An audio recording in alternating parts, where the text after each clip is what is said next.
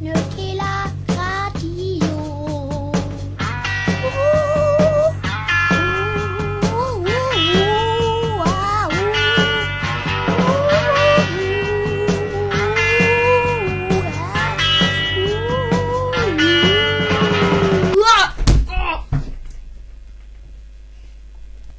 Hey, du der fede svin derovre.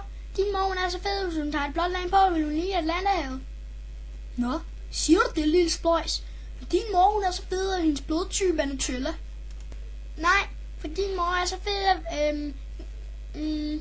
ja, hun er fandme fået tildelt en stjerne i det amerikanske flag, så fed er hun.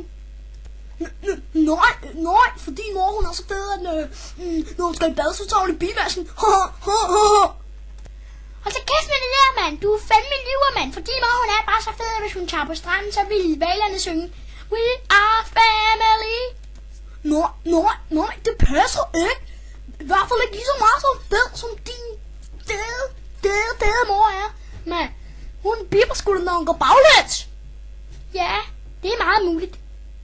Men din mor, hun er så fed, at hun sidder ved siden af alle i biografen.